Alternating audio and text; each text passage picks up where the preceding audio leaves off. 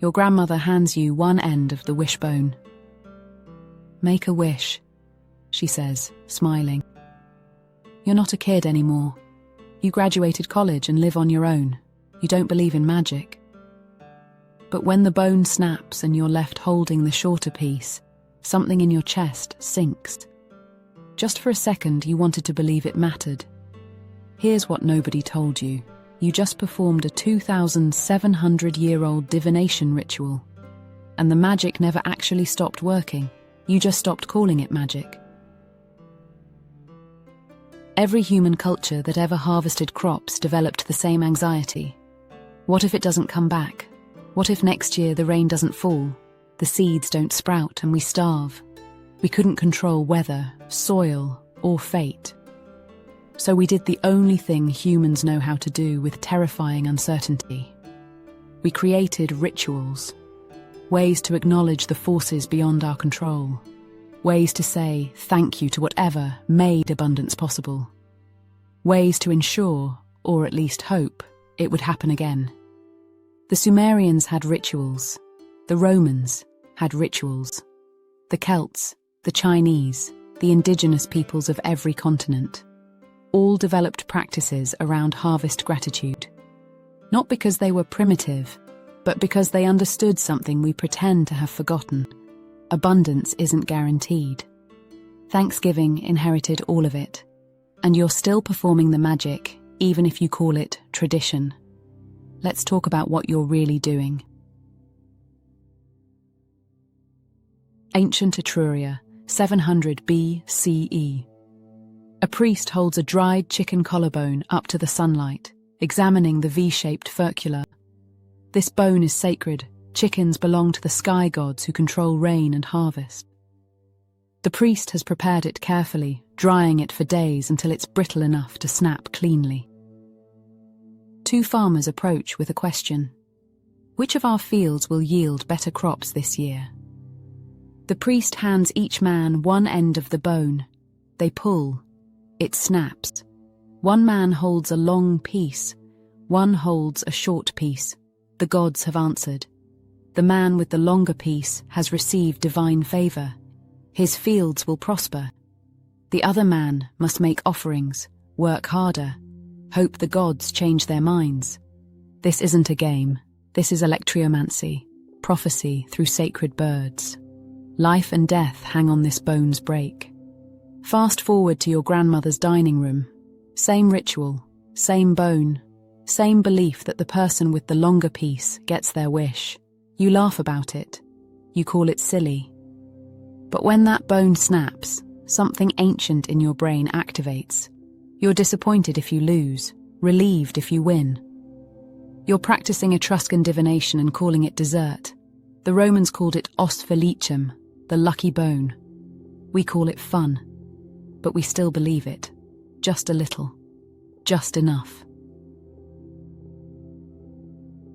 But the wishbone isn't alone. Your Thanksgiving table is covered in magic you don't recognize. The bread. Your mother tears it, never cuts it. If you reach for the knife, she stops you. "We always tear the bread," she says. She doesn't know why. "So I'll fill you in." Medieval Europeans believed cutting bread at the table cuts family bonds, invites poverty, angers the household spirits who protect your abundance. Bread is life itself. You don't stab life, you break it and share it. The ritual protects the family's fortune. Grace. Even secular families pause before eating. Someone says, "I'm grateful for," and others join in. This isn't just politeness. Romans poured wine to their lares, household gods, before every meal, thanking them for protection and plenty. Christians transformed it into prayer. We've transformed it into gratitude sharing. But the core remains. You must acknowledge forces beyond yourself before consuming abundance. Taking plenty without gratitude invites cosmic correction. Now let me tell you about the empty chair tradition. Some families set an extra place. For whoever needs it. For grandma, even though she's gone. Just in case someone unexpected arrives. You think it's sentimental. It's actually spirit hospitality. Celtic Samhain feasts set places for deceased ancestors. Christian tradition emphasized welcoming strangers who might be angels in disguise. That chair isn't empty. You're inviting the unseen, ancestors, spirits, divine visitors, to witness your gratitude. You're not just eating dinner, you're performing a séance and calling it Thanksgiving. Here's where it gets stranger. Cultures worldwide share one specific belief. How you treat unexpected guests during harvest feasts determines whether abundance continues.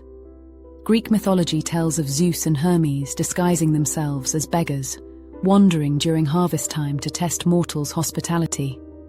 Those who welcomed strangers received blessings. Those who refused? Their crops failed. Their children died. The gods don't forgive stinginess during plenty. Celtic traditions warned, if a stranger knocks during your Samhain feast, you must invite them in. They might be an ancestor's spirit. They might be fae testing your worthiness. Turn them away, and next year's harvest fails. Irish folklore is explicit. Refuse a stranger during harvest meals, and you'll starve before spring. Even modern Thanksgiving preserves this. There's always room for one more.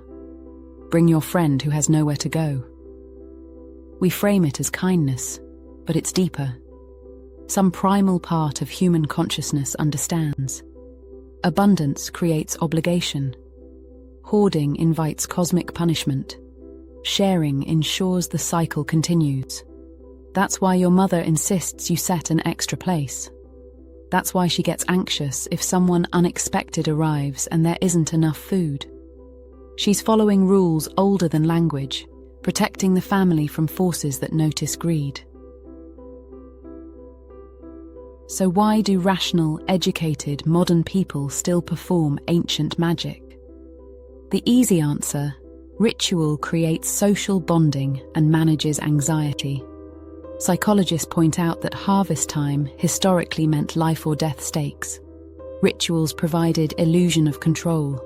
We don't need them anymore, but they make us feel connected to family and tradition. That's the easy answer.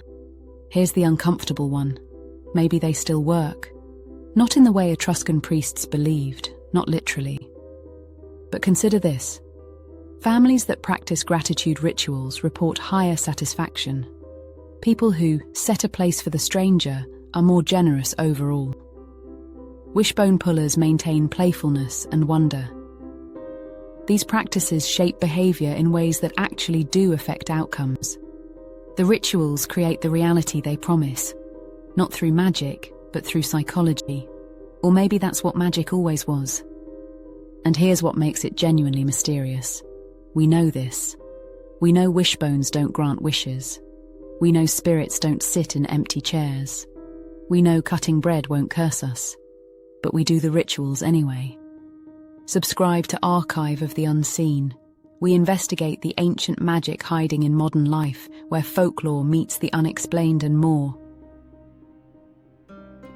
This Thanksgiving, pay extra attention to the moment before you pull that wishbone. That split second when you actually hope you'll get the longer piece. Notice how you feel when the bone snaps in someone else's favor. There's disappointment, isn't there? Real disappointment. That's not nostalgia. That's not playing along. That's the same part of your brain that believed in divination 2,700 years ago, still active, still hoping invisible forces might tilt luck in your direction. We perform these rituals because somewhere deep in human consciousness, we remember. We don't actually control whether we'll have enough. Not completely. Economic collapse, climate crisis, pandemic, abundance remains precarious. So we say thank you. We follow the old rules. We set that extra place, tear that bread, pull that bone, and hope something is listening. And every November, millions of people prove that we never stopped believing in magic. We just stopped admitting it.